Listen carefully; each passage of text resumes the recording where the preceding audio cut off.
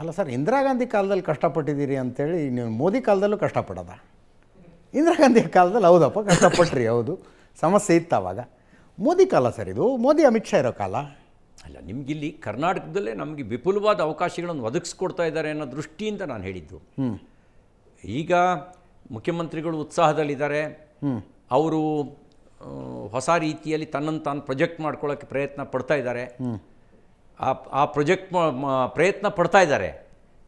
ಆದರೆ ನೀವು ಕೆಲವು ಕಾಲ ಕೊಟ್ಟ ನಂತರ ಗೊತ್ತಾಗುತ್ತೆ ಏನು ಅಂತ. ಇಷ್ಟಾದ ಮೇಲೂ ಕೂಡ ಕೆಲವು ಸಂಗತಿಗಳನ್ನು ಮೌನ ವಹಿಸಿದ್ದಾರೆ. ನಾವು ಗೃಹಲಕ್ಷ್ಮಿ ಯಾಕೆ FIR ಹಾಕಿಲ್ಲ ಅಂದರೆ ಇವತ್ತಿನವರೆಗೂ ಮಾತಾಡ್ತಿಲ್ಲ, ಒಂದು ಶಬ್ದ ಮಾತಾಡ್ತಿಲ್ಲ. ಗಂಭೀರ ಸಂಗತಿ ಅಲ್ವಾ? ಗೃಹಲಕ್ಷ್ಮಿ ಹಣ ದುರುಪಯೋಗ, ಅನರ್ಹರಿಗೆ ಹೋಗಿರೋದು, ನಕಲಿ ಖಾತೆಗಳಿಗೆ ಹೋಗಿರೋದು ಸೀರಿಯಸ್ ಆಗಿ ತಗೊಳ್ಬೇಕಾದ ಸಂಗತಿ ಅಲ್ವಾ? ಯಾಕೆ ಮಾತಾಡ್ತಿಲ್ಲ?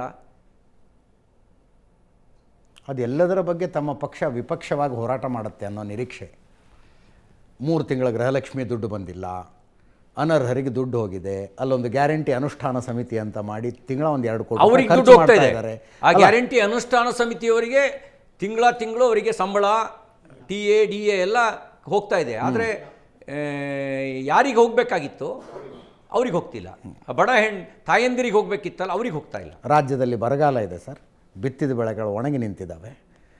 ಒಂದು ಜವಾಬ್ದಾರಿತ ವಿಪಕ್ಷ ಆಗಿ, ಒಂದು ಅಲಯನ್ಸ್ ಆಗಿ ಏನೋ ರೈತರನ್ನು ಭೇಟಿಯಾಗಿ ಹೋಗ್ತೀರಿ, ನಿಮ್ಮಲ್ಲಿ ಸಮಿತಿಗಳ ರಚನೆ ಆಗ್ತವೆ, ನಿಯೋಗಗಳು ಹೋಗ್ತವೆ, ಎಲ್ಲ ನಿರೀಕ್ಷೆ ಇದೆ. ನೀವು ನೋಡಿದರೆ ಕ್ರಾಸ್ ವೋಟ್ ಯಾರು ಮಾಡಿದರು, ಯಾರ ವಿರುದ್ಧ, ಯಾರ ಅಸಮಾಧಾನ ಅನ್ನೋ ಚರ್ಚೆಯಲ್ಲಿ ಮುಳುಗಿದ್ದೀರಿ. ಅಲ್ಲ, ಅಲ್ಲಿಗೆ ಮುಗೀತು. ನಾವು ವರದಿ ಕೊಟ್ವಿ, ಉಳಿದಿದ್ದನ್ನು ಮಾನಿಟ್ರ್ ಮಾಡೋ ಕೆಲಸ ಮಾಡ್ತೀವಿ. ಈಗ ಇನ್ನೇನಿದ್ರು ಜನರ ಬದುಕನ್ನು ಆಧರಿಸಿರ್ತಕ್ಕಂಥ ಸಂಗತಿಗಳ ಕಡೆಗೆ ಲಕ್ಷ್ಯ ಕೊಟ್ಟು ಕೆಲಸ ಮಾಡಬೇಕು. ಸಂಘಟನೆಯನ್ನು ಎಲ್ಲಿ ದುರ್ಬಲವಾಗಿದೆ ಅಲ್ಲಿ ಪ್ರಬಲವಾಗಿ ಕಟ್ಟಬೇಕು, ಎಲ್ಲಿ ಸಹಮತದ ಕೊರತೆ ಇದೆ ಅಲ್ಲಿ ಸಹಮತವನ್ನು ಮೂಡಿಸ್ಬೇಕು. ಇದ್ರ ಜೊತೆಗೆ NDA ಭಾಗ ಆಗಿರ್ತಕ್ಕಂಥ JDS ಅವ್ರನ್ನೂ ವಿಶ್ವಾಸಕ್ಕೆ ತಗೋಬೇಕು. ವಿಶ್ವಾಸಕ್ಕೆ ತಗೊಂಡು ಪರಸ್ಪರ ಗೌರವಯುತವಾಗಿ, ಯಾರೋ ದೊಡ್ಡಣ್ಣ ಇನ್ಯಾರೋ ಚಿಕ್ಕವರು ಅಂತ ಅಲ್ಲ, ನಾವೆಲ್ಲರೂ ಪರಸ್ಪರ ಗೌರವಯುತವಾಗಿ ವಾಸ್ತವಿಕ ನೆಲೆಯಲ್ಲಿ ಆಲೋಚನೆ ಮಾಡಿ ಒಂದೊಂದು ಕ್ಷೇತ್ರದ ಬಗ್ಗೆನೂ ಕೂಡ ಸಹಮತ ಮೂಡಿಸೋ ಕೆಲಸ ಮಾಡಬೇಕಾಗತ್ತೆ. ಅದು ಮಾಡಿದರೆ ಮಾತ್ರ ಜನರಿಗೊಂದು ವಿಶ್ವಾಸ ಬರುತ್ತೆ. ಅದು ಮಾಡದೇ ಇದ್ದರೆ ಜನ ನಮ್ಮನ್ನು ಬಿಡ್ತಾರೆ, ಇನ್ನೊಬ್ಬರನ್ನ ಆರಿಸ್ತಾರೆ. ಸೆಕೆಂಡ್ ಲೈನ್ ಲೀಡರ್ಗಳ ಮಧ್ಯದಲ್ಲಿಯೇ ಈ ಮೈತ್ರಿಯ ಬಗ್ಗೆ ಒಮ್ಮತ ಇಲ್ಲ. ಇನ್ನು ಕಾರ್ಯಕರ್ತರಲ್ಲಿ ಯಾವಾಗ ಬರೋಕ್ಕೆ ಸಾಧ್ಯ ಈ ಒಮ್ಮತ ಅಂತ? ಅಲ್ಲ, ನೀವು ಮೈತ್ರಿ ನಿರ್ಧಾರ ಆಗಿಬಿಟ್ಟಿದೆ, ನಿರ್ಧಾರ ಆಗಿದೆ. ನಿರ್ಧಾರ ಒಂದು ವೇಳೆ JDS ಅಥವಾ BJP ಈ ಮೈತ್ರಿಯನ್ನು ನಿರಾಕರಿಸೋವರೆಗೂ ಮೈತ್ರಿಯೇ. ಹಾಗಿದ್ದಾಗ ನಾವು ಕಷ್ಟನೋ ಸುಖನೋ ಜೀವನ ಮಾಡ್ಕೊಂಡು ಹೋಗ್ಬೇಕು, ಒಟ್ಟಿಗೆ ಹೋಗಲೇಬೇಕಾಗತ್ತೆ. ದೊಡ್ಡವರು ಸೇರ್ಕೊಂಡು ಮದುವೆ ಫಿಕ್ಸ್ ಮಾಡಿಬಿಟ್ಟಿದ್ದಾರೆ, ಯಾರಿಗೆ ಸಂಸಾರ ಮಾಡೋದು ಅಂತ. ಕೆಲವು ಕ್ಷೇತ್ರಗಳಲ್ಲಿ ಪ್ರಬಲ ಆಕಾಂಕ್ಷಿಗಳಿರೋ ಕಡೆಗೆ ಒಂದು ಪಕ್ಷದ ಒಳಗೂ ಸ್ಪರ್ಧೆ ಇದೆ, JDS BJPಯ ನಡುವೆ ಸ್ಪರ್ಧೆ ಇದೆ. ಇಷ್ಟಾದ ಮೇಲೂ ಅದನ್ನೆಲ್ಲ ಒಟ್ಟಿಗೆ ತಗೊಂಡು ಹೋಗ್ಲಿಕ್ಕೆ ಬೇಕಾದಂಥ ಮೆಕ್ಯಾನಿಸಮ್ ಸೆಟ್ ಮಾಡಿದ್ರೆ ಇದೇನು ಬಗೆಹರಿಸಲಾರದಂಥ ಕಷ್ಟ ಏನಲ್ಲ. ಇನ್ನೊಂದು 2 ಪ್ರಶ್ನೆ. ಸರ್, ಶಾಂತಗೌಡ ಅಂತ JDS ಇಂದ. ಸರ್, ನನ್ನ ಕ್ವಶನ್ ಏನಂದರೆ, ಎಲೆಕ್ಷನ್ ಮುಂಚೆನೂ ಒಂದು ಸಮನ್ವಯ ಸಮಿತಿ ಮಾಡಿ ಇಬ್ಬರು ಒಟ್ಟಿಗೆ ಕೂತು, ನಾನು ನಿಮಗೂ ಕೇಳ್ತಿದ್ದೀನಿ, ನಮ್ಮ ಪಕ್ಷದ ನಾಯಕರಿಗೂ ಕೇಳ್ತಾ ಇದ್ದೀನಿ ಈ ಮುಖಾಂತರ, ಕರೆಕ್ಟ್, ಸಮನ್ವಯ ಸಮಿತಿ ಮಾಡಿ ಇಬ್ಬರು ಒಟ್ಟಿಗೆ ಕೂತಂತೂ ಚರ್ಚೆ ಮಾಡಲಿಲ್ಲ. ಅದಾಯಿತು. ಅದಾದಮೇಲೆ ಸತ್ಯಶೋಧನಾ ಸಮಿತಿ ಅಂಥೇಳಿ ನೀವು BJPಯಿಂದ ನೀವು ಮತ್ತು ನಮ್ಮ ಮಹೇಶ್ ಸಾರು ಮತ್ತು ಮಹೇಶ್ ಇಟಗಿ ಸರ್ ಅವರು ಸೇರಿ ವರದಿಯನ್ನು ಕೊಟ್ರಿ. ಈಗ BJPಯಿಂದ ಬರೀ 3-4 ಅಂತ ಮಾತಾಡ್ತಾ ಇದ್ದಾರೆ. ಇಲ್ಲಿ ನಮಗೆ ನಮ್ಮ ಪಕ್ಷದಲ್ಲಿ 3-4 ಅಂತ ನಾವು ಮಾತಾಡ್ತಾ ಇದ್ದೀವಿ. ನಿಜವಲ್ಲ, ಅವ್ರು ಆರಂಭದಲ್ಲೇ ಹೇಳಿದ್ರು ಅದನ್ನ, BJPಯಿಂದ 3 ಕ್ರಾಸ್ ವೋಟಿಂಗು, 1 ಕುಲಗೆಟ್ಟ ಮತ, ಉಳಿದಿದ್ದು 8 NDAದಿಂದ ಅಂತ, ಇನ್ಕ್ಲೂಡಿಂಗ್ BJP ಅಂತ. ಅದು ಕ್ಲಾರಿಫಿಕೇಶನ್ ಇಲ್ಲ. ಒಟ್ಟು 12 ಮತಗಳು, 11 + 1 12 ಮತಗಳು NDAಯ ಮತಗಳು ಕ್ರಾಸ್ ವೋಟಿಂಗ್ ಆಗಿದ್ದಾವೆ. ಅದರಲ್ಲಿ BJPಗೆ ನಿಖರವಾಗಿ ಹೇಗೆ ಹೇಳ್ಬೋದು ಅಂತಂದರೆ, BJPಗೆ JDSನ ವೋಟ್ನ ಅಲಾಟ್ ಮಾಡಿರಲಿಲ್ಲ, BJP ವೋಟ್ ಮಾತ್ರ ಅಲಾಟ್ ಮಾಡಿತ್ತು. ಹಾಗಾಗಿ 3+1 BJPಯಿಂದ JDSಗೆ ವೋಟ್ ಅಲಾಟ್ ಮಾಡಿತ್ತು. ಹಾಗಾಗಿ NDAಯ 8 ಅಂತ ಹೇಳಿದೆ. ಅಲ್ಲಿ NDAಯ 8 ಅನ್ನೋದ್ರೊಳಗೆ BJP ವೋಟು ಮತ್ತು JDS ವೋಟು ಸೇರಿದ್ದು. ಒಂದು ಸಿದ್ಧಾಂತದ ಮೂಸೆಯಲ್ಲಿ ಬಂದವರ ನಡುವೆಯೇ ವೈಯಕ್ತಿಕ ಕಾರಣಕ್ಕೆ, ವ್ಯಾವಹಾರಿಕ ಕಾರಣಕ್ಕೆ ಭಿನ್ನಮತ ಇರುತ್ತೆ. JDS ಮತ್ತು ಭಾಜಪ ಒಂದು ಸಿದ್ಧಾಂತದ ಮೂಸೆಯಿಂದ ಬಂದ ಪಕ್ಷಗಳಲ್ಲ. ಹಾಗಾಗಿ ಯಾವುದೋ ಒಂದು ವ್ಯಕ್ತಿ, ಒಬ್ಬ ಘಟನೆ, ಒಂದು ಪ್ರದೇಶದನ್ನೇ ಇಡೀ ರಾಜ್ಯಕ್ಕೆ ಅಪ್ಲಿಕಬಲ್ ಆಗಿ ಮಾಡಬಾರ್ದು.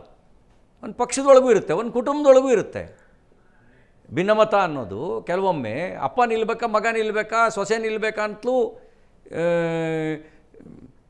ಆಂತರಿಕವಾಗಿ ಜಗಳ ಆಗಿರುವಂಥ ಉದಾಹರಣೆಗಳು ಕರ್ನಾಟಕದಲ್ಲೇ ಇದ್ದಾವೆ. ಹಾಗಿರಬೇಕಾದ್ರೆ ನಾವು ಅದನ್ನಷ್ಟೇ ನೋಡ್ದಲ್ಲೇ, ಅದನ್ನು ಪ್ರಾಬ್ಲಮ್ಮನ್ನು ನೆಗ್ಲೆಕ್ಟ್ ಮಾಡ್ದಲೆ ಅದಕ್ಕೆ ಹೇಗೆ ಅಡ್ರೆಸ್ ಮಾಡಬೇಕು ಮಾಡ್ತಾ, ಉಳಿದ ಕಡೆಗಳಲ್ಲಿ ಇನ್ನು 200 ಕ್ಷೇತ್ರಗಳಲ್ಲಿ ಸಮಸ್ಯೆ ಇಲ್ವಲ್ಲ, 24 ಕ್ಷೇತ್ರಗಳಲ್ಲಿ ಕಾಂಪಿಟೇಷನ್ ಇರ್ಬೋದು. ನಾವು 200 ಕ್ಷೇತ್ರವನ್ನು ಸೆಟ್ಲ್ ಮಾಡಿದರೆ 24 ಕ್ಷೇತ್ರಗಳ ಬಗ್ಗೆ ಮಾನಿಟ್ರ್ ಮಾಡಲಿಕ್ಕೆ ಸಾಧ್ಯ ಆಗುತ್ತೆ. ಅದು ಮಾಡ್ಕೊಂಡು ಹೋಗಬೇಕು, ಅದು ಮುಂದಿದೆ. ಮತ್ತು ರಾಜಕಾರಣದಲ್ಲಿ ಈ ಮಾತು ಭಾಳ ಬರುತ್ತೆ, ಮನೆಯಲ್ಲೇ ಜಗಳ ಇರಲ್ವ, ಮನೆಯಲ್ಲೇ ಜಗಳ ಇರಲ್ಲ ಅಂತ.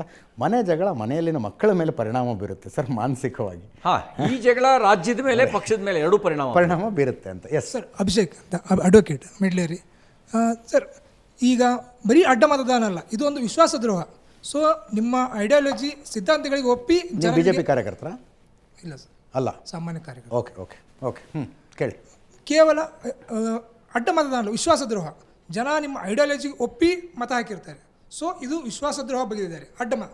ಅವರಿಗೆ ನಿಮ್ಮ ಬರೀ ಕ್ರಮ ಅಲ್ಲ, ಕಠಿಣ ಕ್ರಮ ಯಾವ ರೀತಿ ಇರುತ್ತೆ ಅಂತ ಒಂದು ಪ್ರಶ್ನೆ. ಕೇವಲ ಕ್ರಮ ಅನ್ನೋದಾದರೆ ಮುಂದಿನ ಚುನಾವಣೆಗೆ ಅವರಿಗೆ ಟಿಕೆಟ್ ಕೊಡಲ್ಲ ಅನ್ನೋದಷ್ಟೇ ಆದ ಅಂದರೆ, ಸೊ ಅಲ್ಲಿವರೆಗೂ ಅವರು ಪಕ್ಷಕ್ಕೆ ಅಥವಾ ಸಿದ್ಧಾಂತಕ್ಕೆ ಚೂರಿ ಹಾಕ್ತಾನೆ ಇರ್ತಾರ ಅಂತ ನನ್ನ ಪ್ರಶ್ನೆ ನಿಮಗೆ. ನೀವು ವಕೀಲರಿದ್ದೀರಿ, ನಿಮ್ಮೊಳಗೆ ಒಂದು ಮಾತಿದೆ,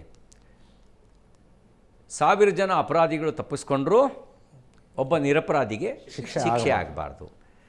ನಮ್ಮ ಮೇಲೆ ನಮಗೆ ಯಾರು ಪ್ರತ್ಯಕ್ಷವಾಗಿ ದ್ರೋಹ ಮಾಡಿದ್ದಾರೆ ಅಂತಾಯಿತು, ಅವ್ರನ್ನ ಎಕ್ಸ್ಪ್ಲೈನ್ ಮಾಡಿದ್ವಿ. ಆದರೆ ಇದರಲ್ಲಿ ಸೀಕ್ರೆಟ್ ವೋಟ್ ಇದ್ದ ಕಾರಣಕ್ಕೆ ನಾವು ಯಾರು ಕ್ರಾಸ್ ವೋಟ್ ಮಾಡಿದ್ದಾರೆ ಗೊತ್ತಿಲ್ಲ, ಸಂಶಯ ಪಡ್ಬೋದು ಅಷ್ಟೇ. ಸಂಶಯದ ಮೇಲೆ ಸಾಕ್ಷಿ ದೊರಕಿದರೆ ಆ ಸಾಕ್ಷಿಯನ್ನು ಆಧರಿಸಿ ಅದರಲ್ಲಿ ಸತ್ಯಾಸತ್ಯತೆ ಕಂಡು ಬಂದರೆ ಮಾತ್ರ ನ್ಯಾಯ ನಿರ್ಣಯ ಆಗತ್ತೆ. ಈಗ ಕೇವಲ ನಮಗಿರೋದು ಡೌಟ್ಸ್ ಮಾತ್ರ, ಅದು ಬಿಟ್ಟರೆ ಬೇರೆ ಏನೂ ಇಲ್ಲ. ಅವರು ಇಂಥವರೇ ಅನ್ನೋದು ನಮಗೆ ಸ್ಪಷ್ಟ ಆದರೆ ಅವ್ರನ್ನ ಸಹಿಸ್ಕೊಳ್ಳೋ ಪ್ರಶ್ನೆ ಇಲ್ಲ, ವಿಶ್ವಾಸದ್ರೋಹವನ್ನು ಒಪ್ಕೊಳ್ಳೋ ಮಾತಿಲ್ಲ. ಅದಕ್ಕೇನು ಸಂದೇಶ ಕೊಡಬೇಕು, ಹಿಂದೆನೂ ಕೊಟ್ಟಿದ್ದೀವಿ, ಮುಂದೆನೂ ಕೊಟ್ಟಿದ್ದೀವಿ. ಕೆಲವು ಕಡೆಗಳಲ್ಲಿ, ಎಷ್ಟೋ ಕಡೆಗಳಲ್ಲಿ ಯಾವಾಗ ಬರೆ ಹಾಕಬೇಕು ಅವಾಗ ಹಾಕಿದ್ದೀವಿ. ಎಸ್, ಅದರ ಜೊತೆಗೆ ಅಂದರೆ ಇದ್ರ ಲಾಜಿಕ್ ನನಗೂ ಅರ್ಥ ಆಗಿಲ್ಲ. ಏನಾದ್ರು ಲಾಜಿಕ್ ಇರಬೇಕು. ಸಂವಿಧಾನ ಬರೆದವರು ಒಂದು ತರ್ಕದ ಮೇಲೆ ಬರೆದಿರ್ತಾರೆ. ರಾಜ್ಯಸಭೆಗೆ ತೋರಿಸಿ ಓಟ್ ಹಾಕೋದಂತೆ, ವಿಧಾನ ಪರಿಷತ್ತಿಗೆ ಕದ್ದು ಮುಚ್ಚಿ ಓಟ್ ಅಂದರೆ ರಹಸ್ಯ ಮತದಾನ ಮಾಡೋದು, ಇದು ಯಾಕೆ ಅಂತಲೇ ಅರ್ಥ ಆಗೋದಿಲ್ಲಪ್ಪ ನನಗೆ. ಇಲ್ಲಿ ರಾಜ್ಯಸಭೆ ಅವಿರೋಧ ಆಯಿತು, ಅಕಸ್ಮಾತ್ ಮತದಾನ ಅಂತ ಆಗಿದ್ದರೆ ಇಲ್ಲಿ ವಿಧಾನ ಪರಿಷತ್ತಿಗೆ ರಹಸ್ಯವಾಗಿ ಮತ ಹಾಕಿ ಬಂದು ರಾಜ್ಯಸಭೆ ಓಟನ್ನು ತೋರಿಸಿ ಹಾಕಬೇಕಾಗಿತ್ತು. ಇದು ಯಾಕೆ ಅಂತಲೇ ಅರ್ಥ ಆಗೋದಿಲ್ಲ ನಮಗೆ. ಕಾನೂನು ಹಾಗೆ ಹಾಕಿದೆ, ಸಂವಿಧಾನದಲ್ಲಿ ಹಂಗೆ ಯಾಕೆ ಬರೆದಿದ್ದಾರೆ? ಅದು ಸಂವಿಧಾನ ಬರೆದವರು ತಿಳುವಳಿಕೆ ಇದ್ದವರು ಇದ್ದರು, ಅದನ್ನು ಇನ್ನೂ ತಿಳುವಳಿಕೆ ಇದ್ದವರೆಲ್ಲ ಸೇರ್ಕೊಂಡು ತಿದ್ದುಪಡಿಗಳನ್ನು ಮಾಡಿದ್ದಾರೆ. ಅದು ಯಾಕಾಗಿದೆಯೋ ವಕೀಲರಾದ ನೀವು ಕಂಡು ಹಿಡ್ಕೊಂಡು ಹೇಳಬೇಕು. ಒಂದು ಲಾಸ್ಟ್ ಕ್ವಶನ್ ಸರ್. ನಮಸ್ತೆ ಸರ್, ನನ್ನ ಪ್ರಶ್ನೆ ಏನಂತಂದರೆ ಸರ್, ಈಗ ಮಿಸ್ ವೋಟಿಂಗ್ ಮಾಡಿದ್ದಾರೆ ನಿಮ್ಮ ಪಕ್ಷದಲ್ಲಿ, ಕ್ರಾಸ್ ವೋಟಿಂಗ್ ಮಾಡಿದ್ದಾರೆ. ತಾವೇ ಹೇಳಿದ್ರಿ ಹಿಂದೆ ಒಂದು ಎಲೆಕ್ಷನಲ್ಲಿ ಕಾಂಗ್ರೆಸ್ ಅವರು ನಮಗೆ ಸಪೋರ್ಟ್ ಮಾಡಿದ್ರು, ನಾವು ಅದು ಎಲೆಕ್ಷನ್ ಗೆದ್ವಿ ಅಂತ ತಾವೇ ಹೇಳಿದ್ರಿ ಸರ್. ಸೊ ಹಂಗೆ ಈ ಸಲಿನ ಈ ಕ್ರಾಸ್ ವೋಟಿಂಗ್ ಆಗೋ ಟೈಮಲ್ಲಿ ಏನಾದ್ರು ಅಡ್ಜಸ್ಟ್ಮೆಂಟ್ ಆಗಿ ಏನಾದ್ರು ಅಮೌಂಟ್ಗಳು ನೀವೇ ತೊಗೊಂಡಿದ್ದೀರಾ ಅಥವಾ ಇದು? ಯಾಕೆ ನಾನು ಯಾಕೆ ಹೇಳ್ತೀನಿ ಅಂತಂದರೆ, ನಮಗೆ ಮಾಹಿತಿ ಬಂದಾಗ ನ್ಯೂಸ್ ಪೇಪರಲ್ಲಿ ವಿಜೇಂದ್ರ ಅವರು ಕ್ರಾಸ್ ವೋಟಿಂಗ್ ಮಾಡಿದ್ದಾರೆ ಅಂತಂದರು, ಇನ್ನೂ ಒಬ್ಬರು MLA ಕ್ರಾಸ್ ವೋಟಿಂಗ್ ಮಾಡಿದ್ದಾರೆ ಸರ್. ಬಂದಿದ್ದು ಸರ್ ಪೇಪರ್ ನ್ಯೂಸಲ್ಲೇ ನಾನು ನೋಡಿದ್ದೀನಿ. ಯಾವುದು ಪೇಪರ್ ನೋಡಿದ್ದೀನಿ ಸರ್, ನ್ಯೂಸ್ ಬಂದಿದೆ. ಹಿಂಗೆ ನಿಮ್ಮ ಪಕ್ಷದಲ್ಲಿ ನಿಮ್ಗೆ ದ್ರೋಹ ಬಂದಿದ್ದಾರೆ ಸರ್, ಯಾವುದೋ ಪೇಪರಲ್ಲಿ ಓದಿ ಸರ್, ಜ್ಞಾಪಕ ಇಟ್ಕೊಂಡಿಲ್ಲ ನಾನು. ಅದು ನೋಡಿ, ರಾಜ್ಯಾಧ್ಯಕ್ಷರು ಮತ್ತು ವಿಪಕ್ಷ ನಾಯಕರಿಬ್ಬರು ಪಕ್ಷದ ಗೆಲುವಿಗೆ ಪ್ರಯತ್ನಪೂರ್ವಕವಾಗಿ ಪ್ರಯತ್ನ ಪಟ್ಟಿದ್ದಾರೆ. ನಮ್ಗೆ ಯಾರ ಮೇಲೂ ಅನುಮಾನವೂ ಇಲ್ಲ. ಮತ್ತು ನೀವು ದುರುದ್ದೇಶಪೂರ್ವಕವಾಗಿ ಈ ರೀತಿ ಹೇಳೋದ್ರ ಮೂಲಕ ನಿಮ್ಮ ಬೇಳೆ ಬೇಯಿಸ್ಕೊಳ್ಳೋಕೆ ಇಲ್ಲ ಸರ್, ಖಂಡಿತ ದುರುದ್ದೇಶ ಅಲ್ಲ. ಈಗ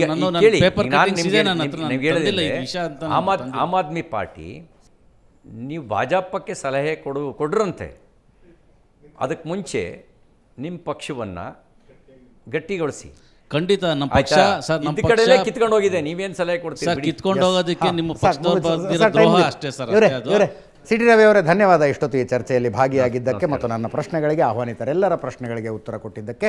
ಇದರೊಂದಿಗೆ ಈ ವಾರದ ನ್ಯೂಸ್ ಅವರ್ ಸ್ಪೆಷಲ್ ಮುಗಿಸ್ತಾ ಇದ್ದೀನಿ. ನೇರ ದಿಟ್ಟ ನಿರಂತರ ಸುದ್ದಿಗಾಗಿ ನೋಡ್ತಾ ಇರಿ ಏಷ್ಯಾನೆಟ್ ಸುವರ್ಣ ನ್ಯೂಸ್.